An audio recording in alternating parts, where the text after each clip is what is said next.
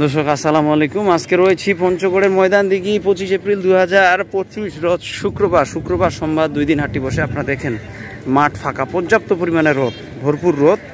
আর এইখানকার ধান বলে কথা দর্শক, পঞ্চগড়ের ধানের মধ্যে ময়দান দিঘি এবং বোদার ধান 100 ভালো।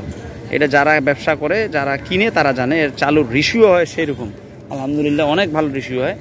আপনারা দেখছেন এই যে ধানের কোয়ালিটিটা দেখলে বুঝতে পারবেন আপনারা যে কী কোয়ালিটি সুন্দর, মাশাআল্লাহ। দর্শক আজকে এখানে 1470 টাকা মন কেনা বেচা হয়েছে। এখানকার যে আড়তদাররা রয়েছে তাদের সাথে আমি কথা বলে জানছি যে 1470 টাকা গুটি ধানটি কেনা বেচা হয়েছে। একদম ফ্রেশ গুটি, একেবারে গুটি, এইখানকার গুটি বলে কথা।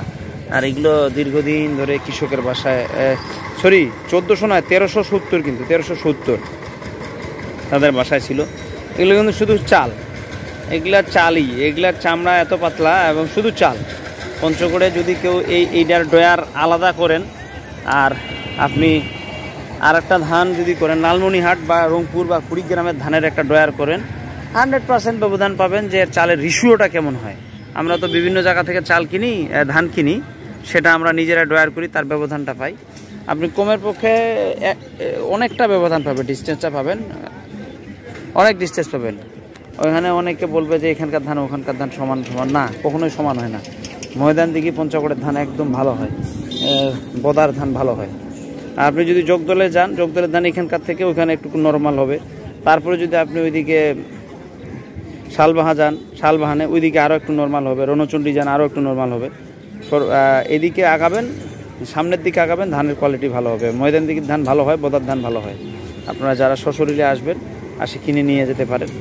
এখানকার আড়তদাররা রয়েছে। আর আমি তো নিজেই এই হাটগুলো ঘুরি এবং আড়তদারগুলোর কাছ থেকে ধান নেই। ইনশাল্লাহ চালের ধানের কোয়ালিটি বুঝি কেমন। 1370 টাকা কেজির মন, 40 কেজিতে মন। হ্যাঁ, আজকে এই হাটে প্রচুর রোদ দর্শক, প্রচুর রোদ। আমি রোদের মাঝেই, ওই যে আমার ওইখানে আড়তদার রয়েছে, উনি বসে আছে। প্রচুর রোদ, কে থাকবে এই রোদের মধ্যে? সবাই ডানে বামে আছে। আমরা শুনছিলাম তাদের কাছ থেকে, আমরা একটু কথা বলবো, দেখি ওইখানে ধানের বস্তা ভরাচ্ছে, তাদের কাছ থেকে শুনবো কি রেট ওই ঘরে কিনছে। আমি একটু জানে আসি। ভালো থাকবেন, আসসালামু আলাইকুম।